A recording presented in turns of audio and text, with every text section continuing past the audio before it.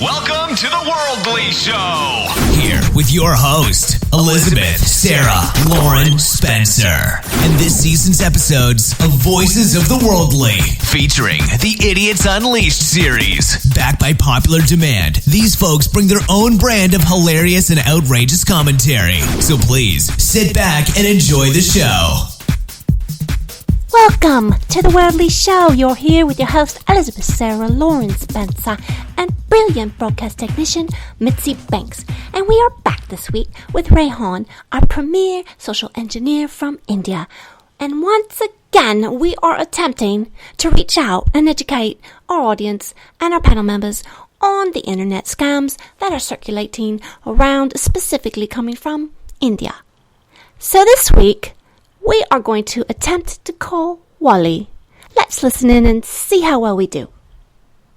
Hello. Well, hello, Rayhan. I'm back again to try and spread awareness. You know, you leave so suddenly, but I am happy to see you again, and we're going to give this yet another test run and see how we do.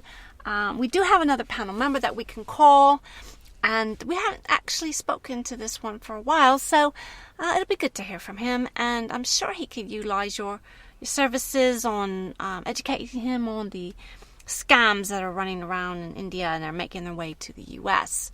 So I'm going to have Mitzi get him on the line. Just wait one moment while we do that. Mitzi, I'm going to need you to get Wally on the line, please. So, Rayhan, how has your stay been here in Los Angeles? It has been fine as to call. Okay, well, we're just going to take a second to get Wally, because he is out there in one of the Dakotas. I believe it was North Dakota. Was it South Dakota? It was one of those. But anyway, yeah. Okay, we got him. Here's Wally. Hello. Sir, good afternoon. My name is Mark Sampson, and I'm calling from the Department of Consumer Affairs for the IRS. Oh, my goodness. Oh, how much money do I owe now? Sir, it is my understanding that you owe $5,000 for years 2011 to 2015, sir. Oh, my goodness. Well, gosh. This is very disturbing news. I guess we should get right on with it, shouldn't we? Yes, sir. Oh, yes, sir. Yes, sir. So the first step is for you to verbally consent that you owe said funds in the amount of $5,000 for the years 2011 to 2015. Sir, can you please repeat that for me? Well, all right then. I guess apparently for your amazing department decided that I owe $5,000 from the period of 2011 to 2015. Well, let me ask you a question. You betcha. Here goes. So, if I owe this much money, how come it took 4 years for someone to tell me? Sir, the IRS has backlog of information, millions of customers. We cannot get to all of them in one day, sir. Oh, I know. Maybe, can you tell me Mark Sampson. Wow, that's a really interesting name for a feller with a foreign accent. Sir, this is in the land of opportunity. Many names have many voices. Many names have many voices. That's pretty good. Can I ask you a question? Do you think I am the dumbest person you've ever talked to in your life? Sir, I am not calling to talk you down. I am not calling to make you sound unintelligent. I am calling to simply help you, sir. You want to know what is something I really like? You know what I like that makes me feel good about myself? It is sometimes when I get something called a letter, a nice letter, in the mail, and it arrives with a nice golden seal at the top that says Department of Internal Revenue Service. Do you know what that letter would look like, sir?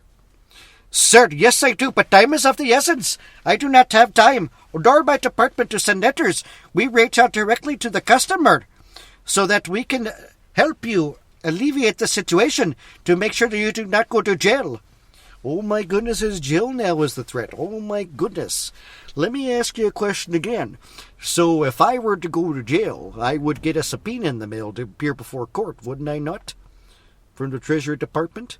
Because that is who the IRS works for, isn't it? Yes, it is, sir, but as I have said before, time is of the essence. Every day that goes by brings you closer to going to jail, sir. Oh, my goodness. So, let me ask you a question. Who's going to come get me? Sir, the IRS is going to notify the local sheriff, and he will come get you. Oh, will he really? So, let me ask you a question again. So, if I were to go down to the sheriff's department and show them that I have all of my tax returns from all those years, you think there might still be a problem? Sir, the sheriff cannot make a determination of who owes what kind of money. That is the function of the IRS, sir.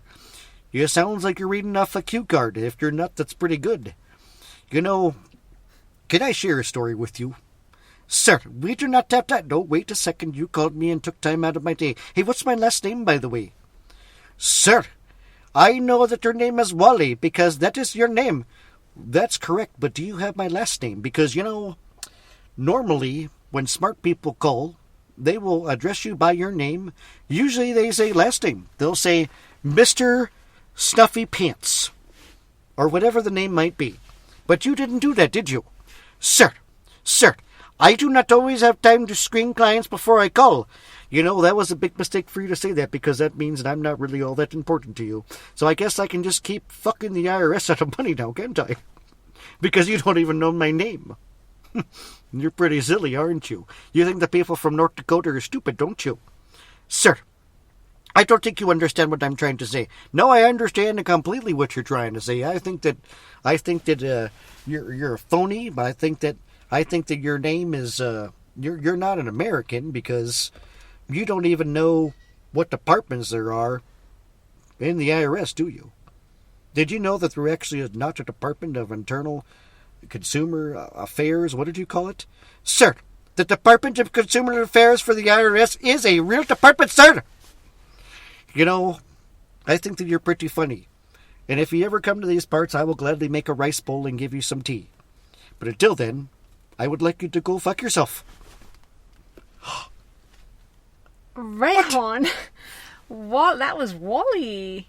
Wow, I haven't heard from him for a long time. I don't understand why your panel members are not cooperating. I'm just as shocked as you are. I can't believe it. I thought Wally for sure would have wanted to hear all about your services and learn about how he can avoid being scammed. But it sounds like he thought you were trying to scam him. I don't know what he was trying to think. I was actually trying to help him. Yeah, well, I know you were. That was your intention, but... Okay, that's enough. I go now. Well, alrighty. I've gotten used to your abrupt ending. So, well, thank you, and we will see you next time, Rayhan. Thanks for stopping by. And there you have it. That was Rayhan, our premier social engineer, along with Wally, one of our very favourite panel members. And that's our show for today. Thanks for listening, and we'll see you next time. Thanks for listening to this episode of Voices of the Worldly. Please note that any opinions expressed here are strictly those of the panel members and do not necessarily reflect those of the Worldly Show or its host. Further, all characters are fictitious and do not represent any real person living or dead. See you next time.